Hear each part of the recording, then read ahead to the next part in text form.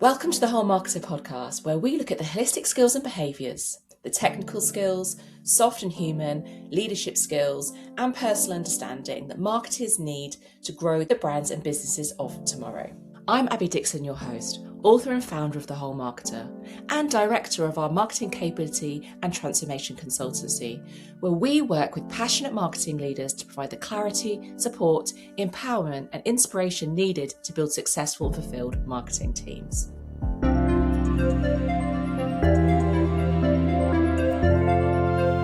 Hello and welcome to today's podcast. Today's podcast is both a leadership podcast and also one where we're going to shine the light. Today, we're going to discuss the role of marketing leadership and the changes that we're seeing to the role and also the job market landscape. Shortly, I'll welcome today's guest, Joel Barnett, onto the podcast. But before I do, let me tell you a little bit about why I wanted to cover this topic with Joel today. We work with passionate marketing leaders every day, helping them lead the transformation and change within their business to deliver growth for the wider business through defining their vision and setting that long-term strategic direction of the business, transformation of their teams to define the role of marketing within that business and ensuring that marketers are empowered with the skills and behaviors to deliver against this, and through the trusted advisor work we do, helping them navigate through what is keeping them up at night. Transformation takes energy, as does inspiring and gaining alignment from the board, exec team, and ensuring the customer is at the heart of everything we do, whilst demonstrating the importance and the effectiveness of the work that we are delivering, whilst being part of the wider commercial conversations, as well as providing guidance to our team to make sure that they're supported and empowered in their day-to-day delivery so they can deliver impactful work and have the opportunity to grow, and much, much more. The role is multifaceted.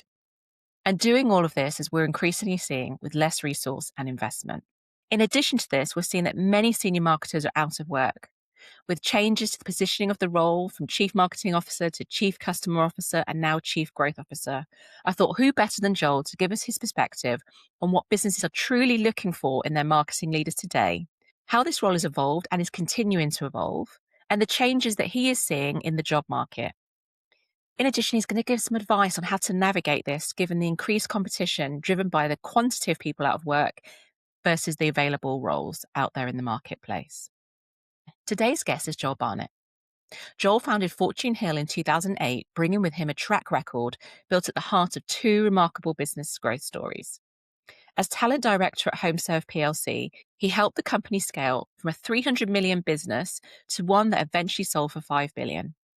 Before that, he led executive recruitment at the Cordwell Group during its rise as one of the UK's fastest growing private companies, which later sold for 2 billion. Since then, Joel has placed executives and non-executives across the full spectrum, from globally recognized brands to early stage ventures.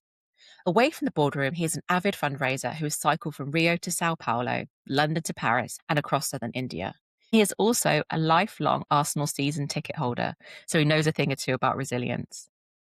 So Joel, welcome to the Whole Marketer podcast. Thank you for having me, Abby. I love it when I get to have my friends on.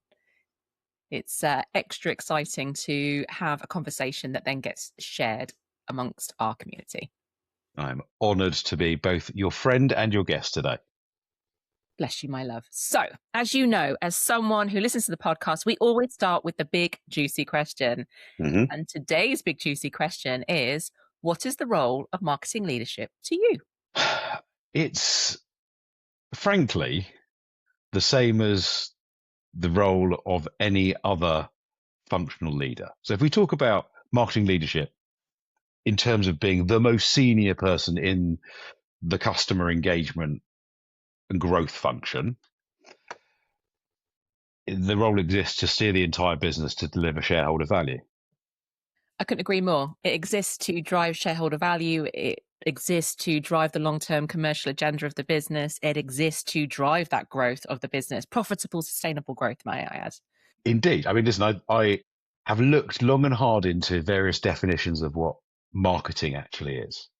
And I've asked many marketers, and I think my favorite is that marketing is the business seen through the customer's eyes, and it's the customer understood through the business's ambitions. The marketing leader's job is to align those two things profitably. Love that. So it's almost This is what the business is trying to achieve. This is what the customer's ambitions are. And by utilizing that, we'll achieve it together. Absolutely. The perfect alignment of needs of customer and ambition of business is where the magic happens. So, with that role in mind, which I couldn't agree more on as a definition, we've seen lots of changes recently in the most senior marketer's role, both reduction in some of the senior roles. We have seen also kind of the changing of the job title to chief growth officer and much, much more. I'd love to hear about what key changes you've seen in the last 12 months around those marketing leadership roles. Data supports that the CMO title is disappearing. We're seeing more and more chief growth officer mandates. We're seeing more chief customer officer mandates, or a VP of marketing reporting to a chief commercial officer. Now, partly that's due to the disaggregation of the role of marketing. So the component parts that used to constitute a CMO role now often will sit in another function. So, for example, customer journey may sit in the product function. Comms now sometimes sits in the people directorate, so on and so forth. So you're not seeing necessarily the same shape of role existing as did traditionally under the chief marketing officer badge. But it's also partly because companies are giving the same job a different label, because they think it reflects the modernity of the kind of person they want to attract, or actually will just make a more attractive job. So that's one thing that we're seeing. We're definitely seeing a bigger focus on commercial output above campaigns, for example. If you compare a brief now to a brief 12 months ago, if you aren't fluent in your explanation as to how you are utilizing AI for the betterment of commercial performance in your business, then there's a very high probability you're not getting anywhere near the shortlist for the top roles. Whereas it was a buzz term 12 months ago. I think there's been a sort of hockey stick uptake in recent times. If I see how the more advanced organizations are leveraging AI, it's meaningfully different to just being talked about as it was 12 months or so ago. We are seeing a little bit, well, it's not as pronounced as some make out, the sort of the performance versus brand pendulum swinging back towards brand. So we're seeing sort of more big brand roles than there were 12, 18 months ago. And more top marketing jobs where the emphasis is on building brand rather than just driving digital performance. A greater focus on commercial output. Yay. I'm like that going, yay. Absolutely, me too. The reduction of a want of performance marketing and understanding that it's the wider brand piece. Yay. The changing of the title of growth to reflect the role, the modernity around the role of marketing, and also changing how it's perceived internally. And you also mentioned there the disaggregation. Yes. Tell me more about the disaggregation of a role being split apart. So what do I mean by disaggregation? For example, we're working with a notable e-commerce business, huge recognizable brand, and they wanted to brief us on a chief marketing officer role. But all performance marketing, all digital channels, actually sit in the product director's remit. And comms sits in the people directorship, people directorate rather. And so our pushback was, well, you shouldn't call her the chief marketing officer then, because you're not looking for somebody who is going to own all of the levers. There's a bigger conversation about whether their structure is correct in the first place, but the actually in respect of their business, the way that they've structured things is actually correct. For example, it's not uncommon where MarTech, which is a key component of a marketing leader's ability to do their job, sits in the CIO or CTO's area of responsibility. So that's what I mean by disaggregation. Does that make sense? Makes complete sense. And so what I'm hearing is that depending on the nature of the business, the industry type, the structure, and the wider structure of the business, the role of marketing focuses on the area that isn't sitting or could sit somewhere else. Correct. I mean, basically, I could summarize it and say it used to be the case that companies would come to us and say, we need a CMO. And there might be slight variation as to what that brief actually meant. Now there can be a massive difference between what they're actually looking for when it comes to the top job in marketing. And I see that time and time again. People often come to me when they're out of role or they're thinking about their next role, and they'll say, if you hear anything, Abby, I'm looking for a CMO role or a marketing director role. And I'm like, you're going to need to give me a little bit more than that. You know, what type of industry, what stage of growth are they at? What does that role need to include? What are your strengths? What are your key zones of genius? What are the things that you do really well in? What are the things that motivate you? What are your passions? But regardless of what they're looking for, no two roles are the same in any given organization. And so, you know, a job title isn't enough. And to also add to that point around aggregation, I'm almost sat here kind of going, pros and cons on both, because there's so much expansion in the remit and the role of marketing. You know, we've moved from a support function to one leading. Therefore, many marketing leaders are having to take on that commercial accountability, you know, they're having those commercial conversations. They've got full P&L responsibility. As a result, they're now also concerned with the production or anything that's impacting the cost of goods, as well as other areas of the business. And that breadth of role has stretched them significantly. And I'm also seeing less resource within teams and less investment as well. So the pro is actually, if you're not going to give me more investment and you're not going to give me more resource, then focusing on the things that I can deliver is great. But the downside, as you say, is that we lose the responsibility and the ability to influence every single lever and deliver that ultimate customer experience and make sure that it is all joined up. Yeah. I mean, marketing is the role that has changed most at the top table. It's been both stretched and squeezed simultaneously. The expectation is that marketing achieves so much more with significantly less resource.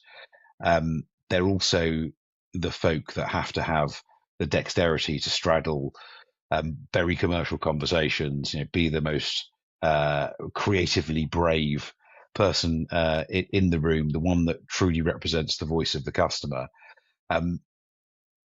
It's a hell of an ask, it's fair to say, you know, which is why often chief marketing officer tenure is the lowest of any of the senior leaders in an organization, is because the requirements is so broad and it changes at different stages in the life cycle of a business.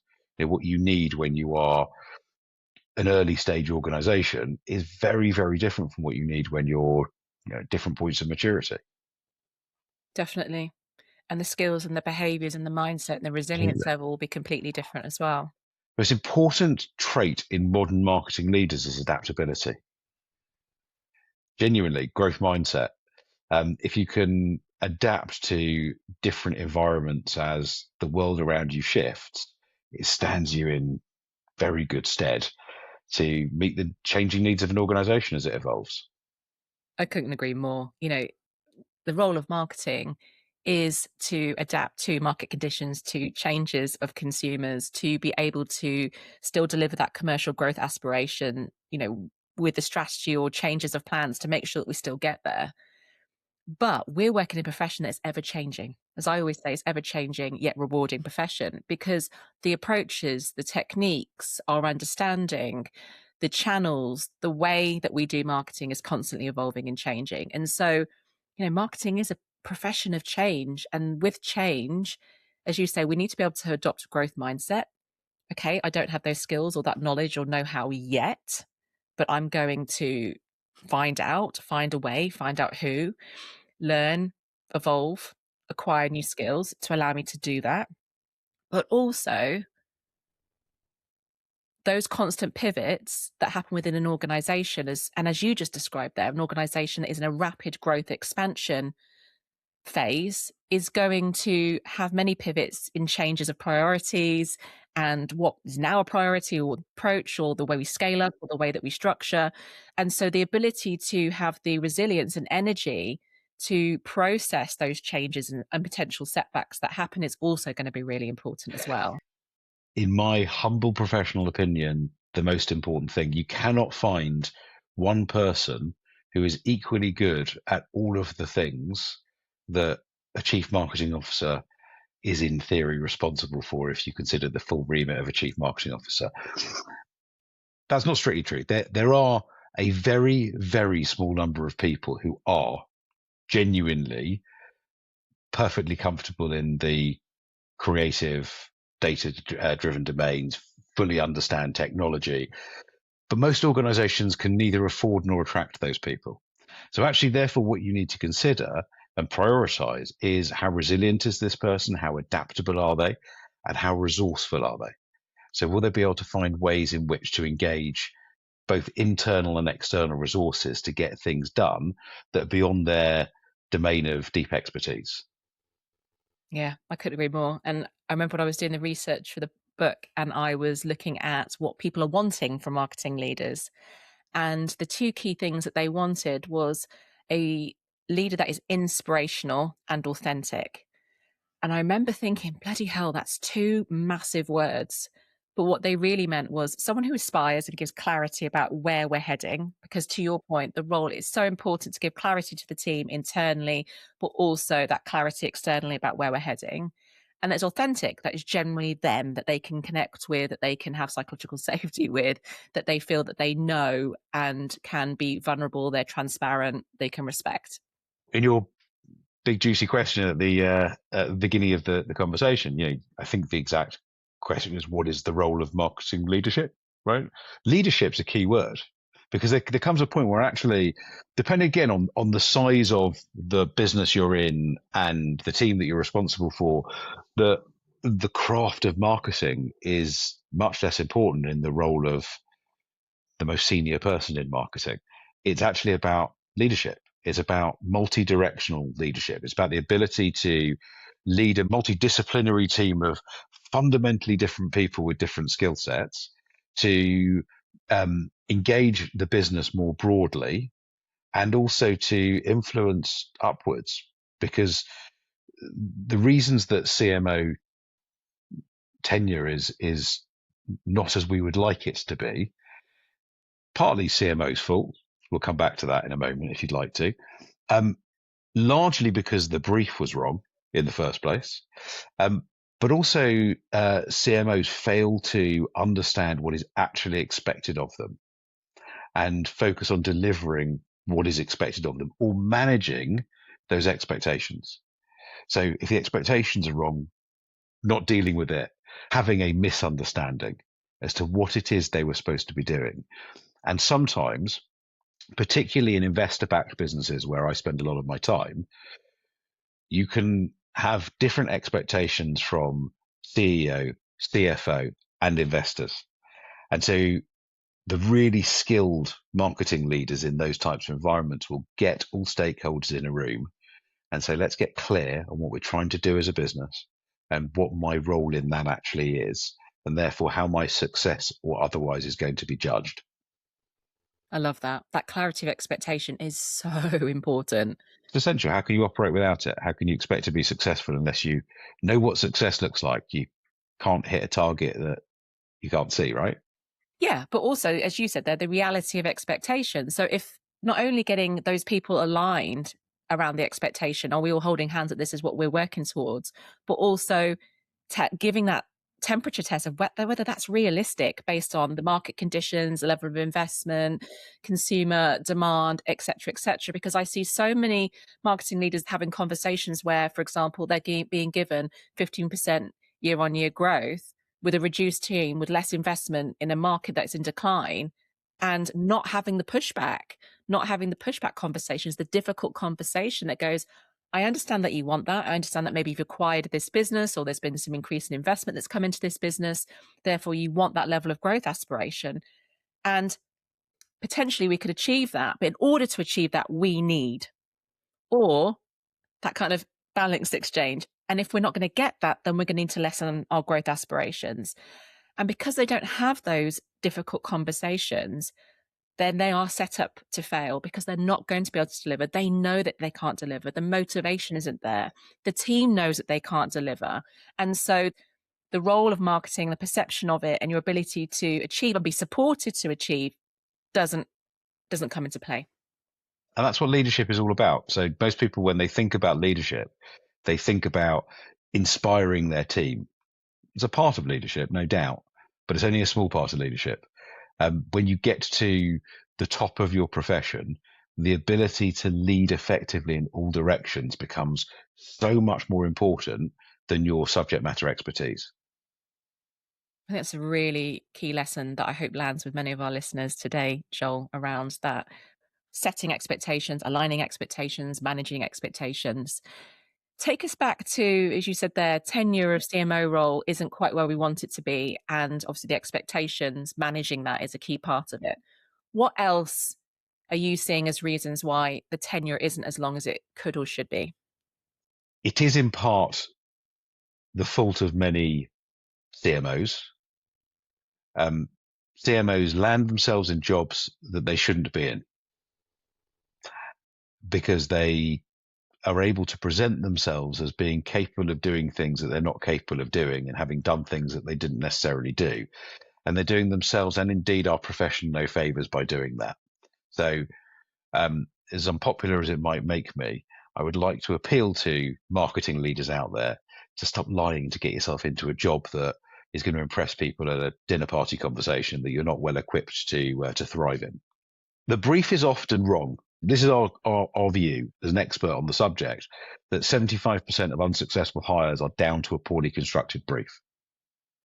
So often the company is looking to fix a very short-term problem by appointing somebody on a permanent basis. And what that does is it blinkers their assessment process. So they're focused on one thing and they're sent to consider the things that actually will determine whether somebody is successful. So they'll hone in on a certain element of somebody's experience and not think about the whole human being. They'll prioritize short-term impact. So we're a retailer. This person must understand retail, for example. Doesn't mean that you're going to get the hire wrong, but it does mean that you're narrowing your sights and you're decreasing the probability of getting the hire right over the long term because you're prioritizing people who are already in your sector rather than the best possible person to do this role, who might have less impact in the near term as they get up to speed with the sector, but could well have a very significantly greater impact over the medium and longer term. So things like we need to do more digital is not a brief. Companies need to actually focus on what it is they're trying to achieve as a business and get really clear as to the role that the marketing leader actually plays, and therefore how they're going to determine whether or not that person's successful in the short, medium, and ultimately long term. Did you know that The Whole Marketer is not only a podcast and book, but also a marketing capability and transformation consultancy, with trusted partners to many leading household brands, empowering their marketers with the holistic skills and behaviours through our training courses, workshops and leadership programmes, providing support and fulfilment through coaching, mentoring and our trusted advisor work, and providing inspiration through our talks and keynotes. We work with passionate marketing leaders, helping them define and gain that all-important clarity through vision setting and strategy development. Through our capability consultancy, we define the future role of marketing, define the required skills and behaviours, the ways of working, infrastructure, processes, and much, much more to ensure your team are able to deliver against that future role aspiration. We partner with you through each stage of the transformation journey to step change not only your team's capabilities, but also to empower those marketeers in your care to lead that long-term commercial agenda and deliver on the true potential of marketing. So if you're a passionate marketer or marketing leader who wants to develop themselves and the marketeers in their care holistically to help them not only be successful in what they do, but also fulfilled, then we're here to help. Find out more at thewholemarketer.com. Right, let's get back to that conversation. Marketing leaders also, aside from potentially talking themselves into jobs that they really want, without necessarily being really honest with themselves about how well equipped they are to do that job, also I think should do better in many instances. And again, I'm just making myself unpopular because some of my best friends are marketing leaders. But actually, I think that marketing leaders need to do three things to improve tenure. One is I think they need to raise their standards. I see lackluster, sloppy work.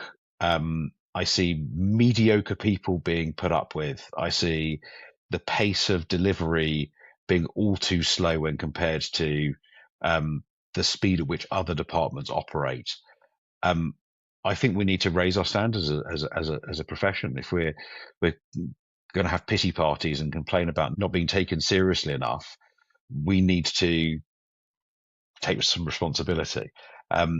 Too often I see companies not investing in people. You know, when there's an expectation, as we talked about earlier, that you're going to deliver more for less, you need to make sure you're surrounded by an A team, a team of A players, the very, very, very best in class. And one of the main reasons that marketing leaders fail is they fail to take a ruthless approach to their team. That doesn't mean being unkind. It doesn't mean, whipping people and, taking them out into the car park and, with a box in their hand of all their belongings in that box. It means taking a view that in order to deliver what is expected of me, I need to be surrounded by the very highest level of capability and motivation.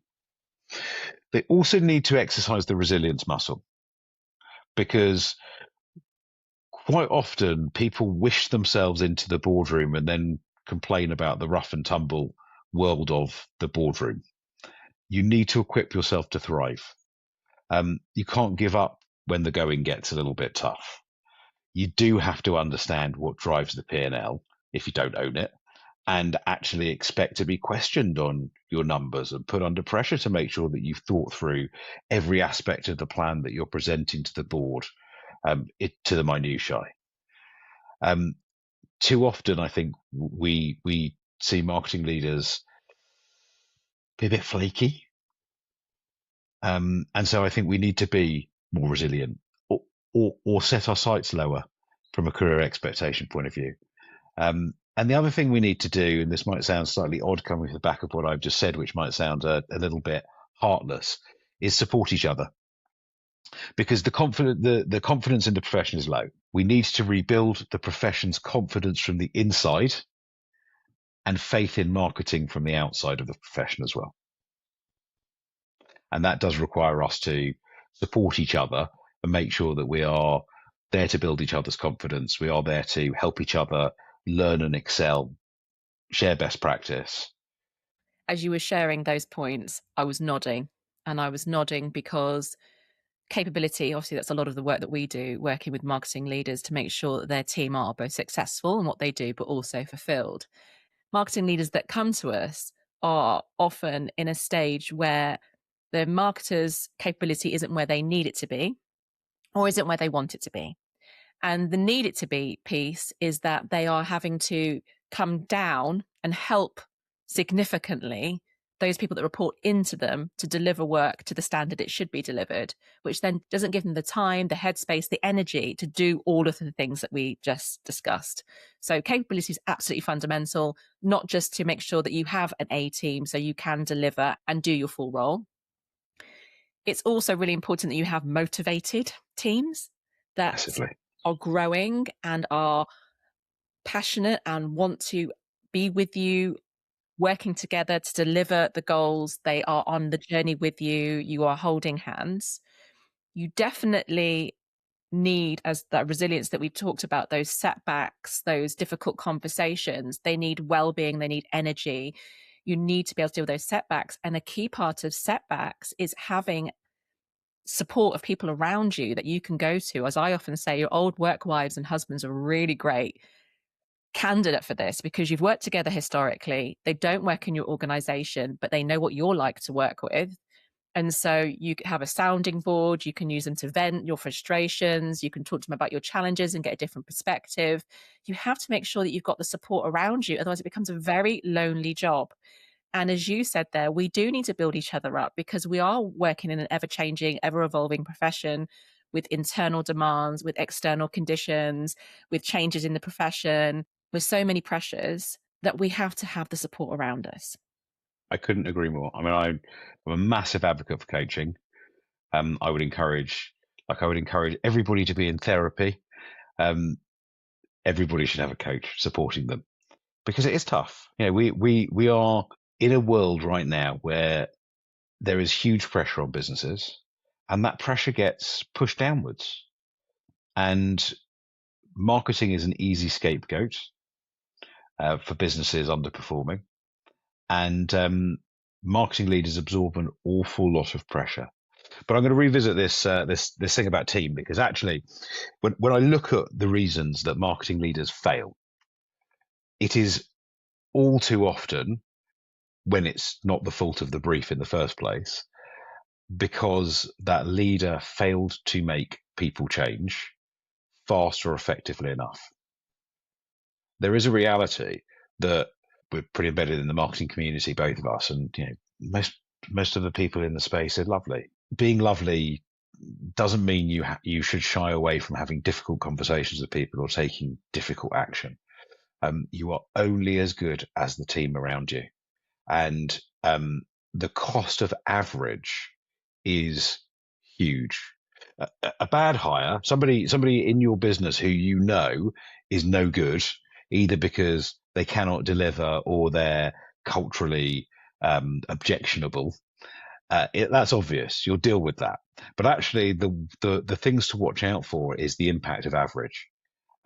Too often, I see people and ask them about their team and say, so how many of those people reporting directly to you and the ones reporting directly to them are A players? Now, you don't necessarily need a team made up of all A players, but the majority of them needs to be in terms of capability and level of motivation. And you need to ask yourself repeatedly, if I was hiring for this role now, would I hire that person? And if the answer is not absolutely yes, then you need to take action. Mm. Because the reality of it is, it's you that's going to be judged on performance, and it's your team that's going to drive that performance for you. And not just the impact on you personally, the emotional drain, the energy, etc., the rest of the team. Absolutely. And you could have the rest of the team could be an A team, as you just said. But if they're having to pick up the load, they're carrying, there's cultural differences, there's challenges, there's conflict. It's like either face into that and work through it together, or as you say, think about what you're going to do differently. Unfortunately, the rot spreads, and it also brings your leadership into question.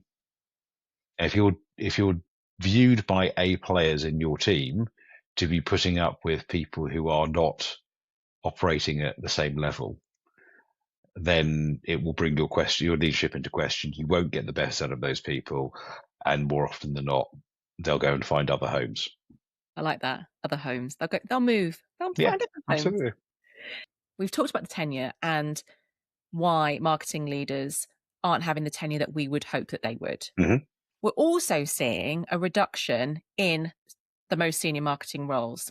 So I'm seeing a reduction in CMO roles, and I'm also seeing an increase of want of support for marketing directors or head of marketing as that CMO role has been removed or exited the business, potentially for some of those reasons that you mentioned there, Joel. And therefore they're having to step up. Maybe they're ready, maybe they're not.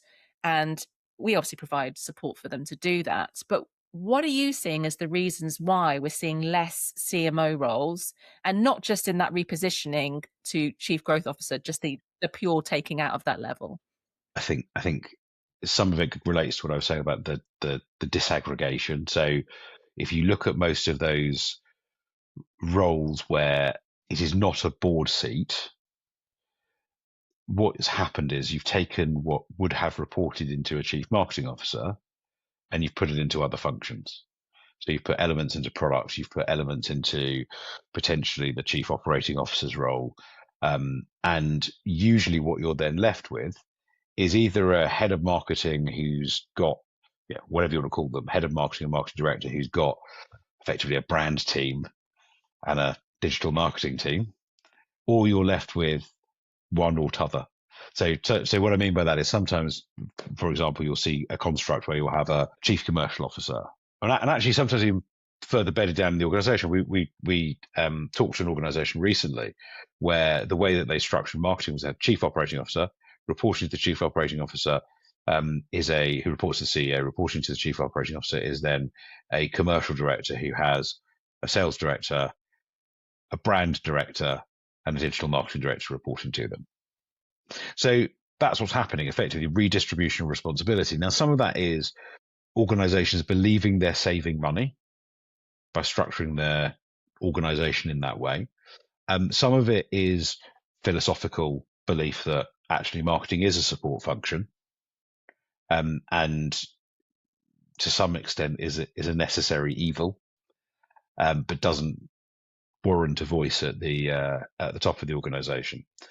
I would say those are probably the primary reasons as to why organizations are hiring at a less senior level, so almost downgrading the marketing function. I have heard the argument as well that the CEO's got too many direct reports, which also I suppose makes sense, but not if you really do believe in the power and the value of marketing. It saddens me to hear that, because I feel like we've done a really good job over the last 5 years of getting CMOs in role, getting them on board role, even get them on exec teams. Like, we'll take what senior leader level you'll give us, right? And then for whatever reason, cost reduction, the focus of marketing being perceived as a support function, maybe the business not being ready, the restructuring, as you say, the disaggregation, we're losing those roles.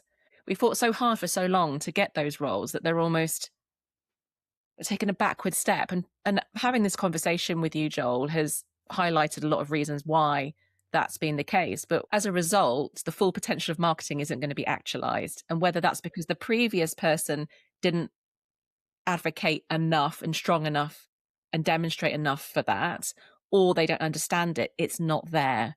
I know you and I are both fully aware of the quantity of senior marketers that are out of work at the moment. And it's uncomfortable to watch. It's uncomfortable to watch. Massively. And I'm sure many people listening to this podcast are listening because they find themselves in that position and or in a role that they're not enjoying and they're not feeling fulfilled and wanting to move.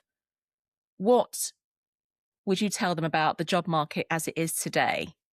And what advice would you give them to navigate it? Because it's at a level I've never personally seen before, where you've got less roles, more people wanting those roles, an increase in fractional, and so much happening. What are you seeing? So we've got a massive supply and demand imbalance. Just before I answer that question, there is one point that we didn't make relating to why you're seeing marketing being downgraded, for want of a better expression. And that is budget pressure. So it's the easiest thing to cut. When business performance is under pressure, which is the case for most businesses now, one of the first things that businesses tend to do is stop investing in marketing. And as a consequence, sometimes marketing leaders will elect to leave because either they're of the view that this business doesn't take what I'm bringing seriously enough or attribute enough value to it. Sometimes they'll be taken out because the view is we can save significant amounts of money on this person's salary. And often where either happens, they won't be replaced on a like-for-like basis. So that's one of the reasons why there are fewer senior roles. What is the state of the job market at the moment? It is insanely unpredictable. So if you'd asked me in the middle of March, I would have actually said the market's pretty buoyant. 2024 was a record year for us. 2025, we grew significantly versus 2024. And now, of course, some of that is our own brilliance. But there's an element of that which is, it's driven by the market. The market was supporting that growth, albeit the UK market was pretty flat. It has become noticeably more quiet since the middle of March. And I think that's just reflective of geopolitical instability driving economic uncertainty. We as a nation are phenomenally conservative when it comes to business. Any opportunity to be more conservative will grasp with both hands and cling on to as tightly as we possibly can for as long as we possibly can, which is a real shame. A real shame. But what that does means that organizations often won't replace somebody when somebody leaves an organization. They will remove people from organizations in pursuit of cost-cutting measures. That means there are more people on the market, so to speak, than there are jobs in the market. So what advice would I give to somebody? The majority of people I speak to understandably localize the issue, think it's a me problem. It's as the individual, there's something wrong with me. I'm not getting enough opportunities coming my way, or I'm applying to lots of opportunities. I'm not getting through the first round, or I'm going for interviews and I'm getting to the final stage and I'm not getting appointed. It's difficult. And that's the state of the market. There is a massive supply and demand imbalance. It's not about you. Now, of course, there are things that you could do that will improve your chances of landing the right job. The first of which is look after your own emotional well-being. Because it is tough when you feel like you have less purpose and structure in your life. So implement structure, find purpose, do things that you won't have the opportunity to do when you land back in work, which you inevitably will, whether it's you're back into the same shape of full-time professional existence that you have had in your past, or something quite different. You will find a way to occupy your time. In the meantime, find ways to do things that nourish your soul and your spirit, and put a smile on your face. The next thing to do is think about the process of searching for a role like a marketer. Right? Use all these skills that you've got to actually really define who you are, understand yourself, the product, let's call it, right? Be honest with yourself about what you actually are, what it is you bring, and where you'll thrive. Don't pretend you're suited to every single role out there. Be selective. Be clear about the conditions that will determine whether or not something is suitable for you. But get really clear about what you bring. And then think about the audience that you're appealing to, and then how you connect to that audience. Get out there and be the driver. I do see people loosely fall into two categories: driver and passenger. Right? Passenger is, I'm waiting for the opportunity to fall in my lap. I'm going to bemoan the fact that the headhunters don't call me back when I call them. And the driver is somebody who's going, I'm treating this like a marketing campaign. I recognize that if I was running a direct mail campaign, 99.9% of people don't respond to my my communication, but I'm going to find another way to communicate with them, and I'm going to keep going without any loss of enthusiasm until ultimately I get this customer to buy. And in this instance, it's until I get to be in the conversations that I want to be having. Then it's about making sure that when you're in those conversations, you're putting your best foot forward. And in my strongly held view, interviews are the worst way to assess the suitability of an individual for a role. However, they are the way in which the majority of companies assess the suitability of an individual for a role. And so get good at interviews. Practice. It is absolutely unacceptable for you not to be able to clearly, crisply, and succinctly explain what it was you were responsible for, what it was you achieved in each one of your jobs, how you operate as a leader, what it is that somebody might criticize about you. Anticipate the questions that are going to be asked, and make sure that you are sufficiently well rehearsed so that you can deliver a compelling narrative about this product that can deliver real value to the right audience.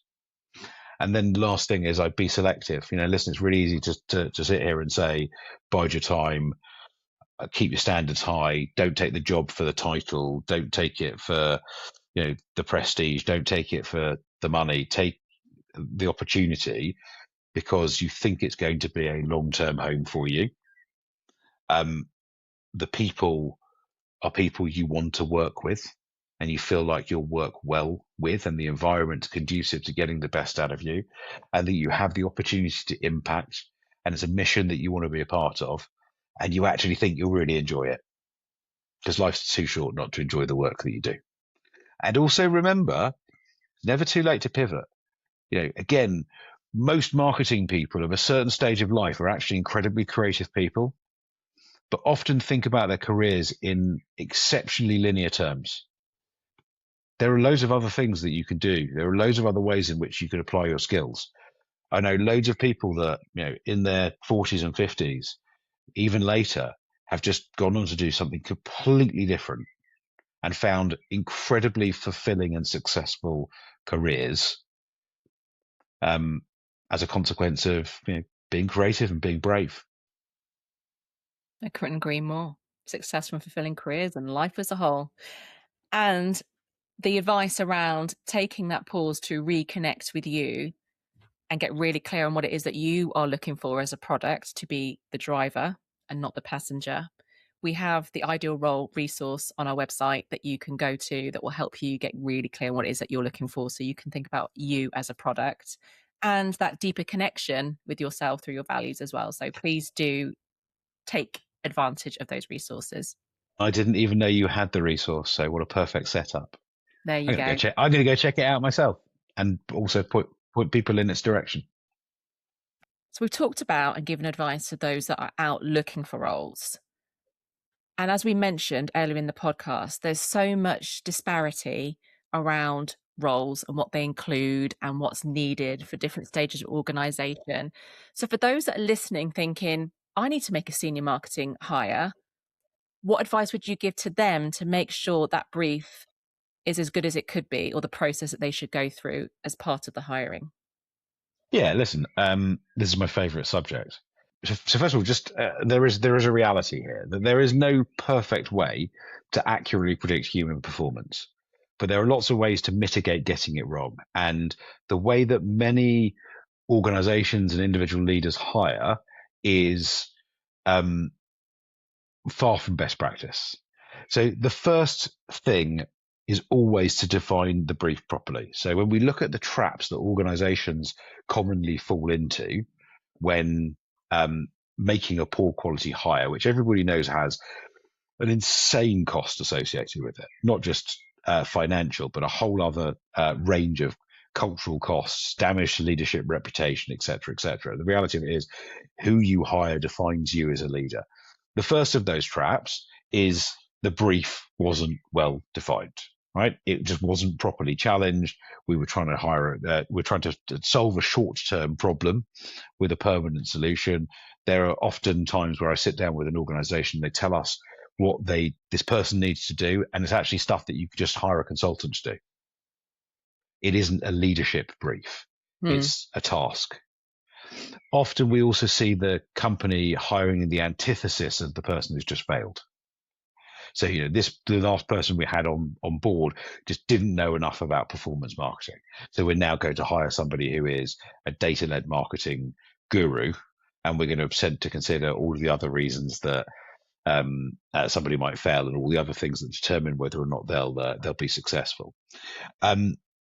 Focus on character before you focus on credentials. Too often, we hire for what's on the CV and fire for what isn't CV related.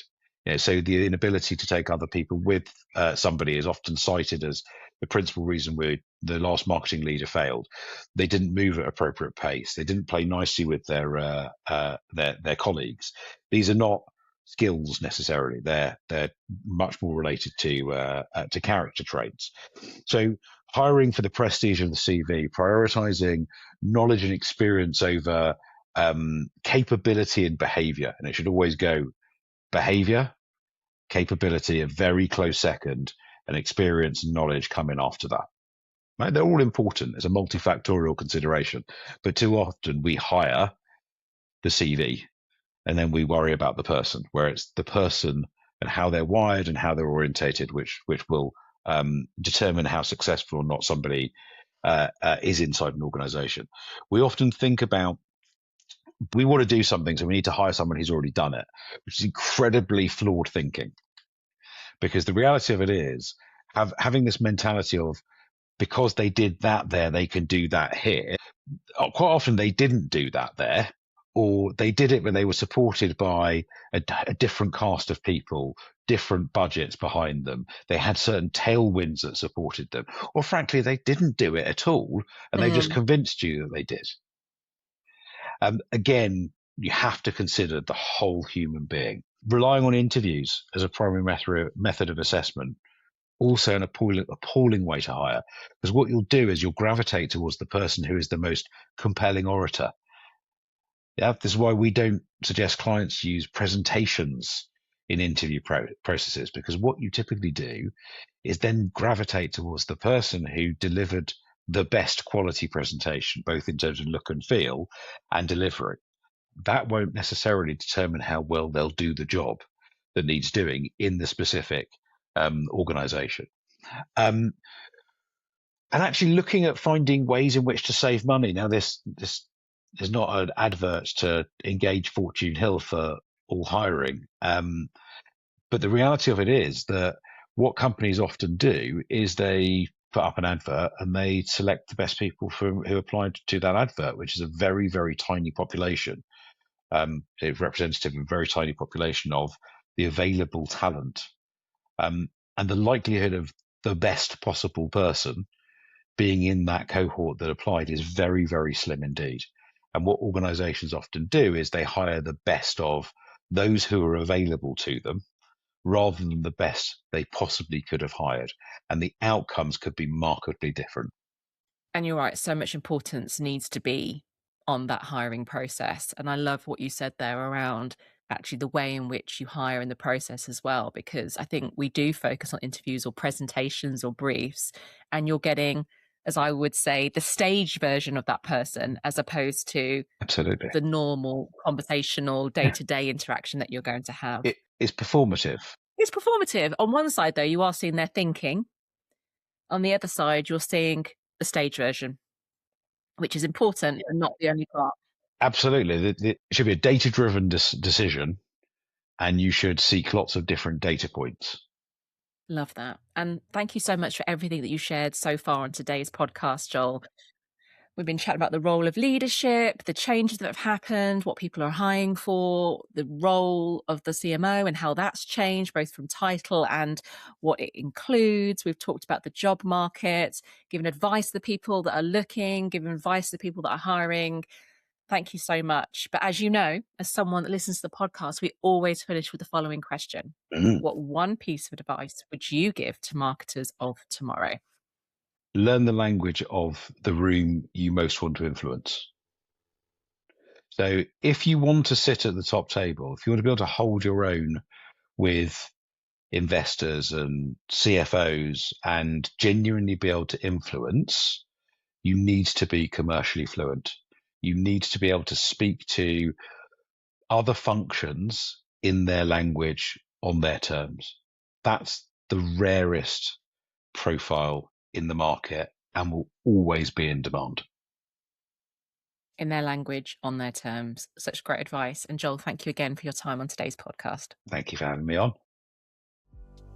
Thank you for tuning into the Whole Marketer podcast. If you've enjoyed this episode, please do like, follow and share with others in our marketing community so that we can create a wave of whole marketers who are successful, fulfilled in their careers and lives as a whole. To further inspire you on latest thinking, marketing approaches and technical skills, we have plenty of free resources on our website, including a marketing competency review on the changes of the skills required within our profession. To further inspire you on impactful and authentic leadership, and soft, or as we say, human skills and behaviours, we have plenty of free resources on our website, including a workbook on how to define your authentic leadership style, as well as our 7-step assessment where you can reflect on whether you have the pillars in place in order to lead successful and fulfilled marketing teams. To download these, simply visit the resources page on the Whole Marketer website.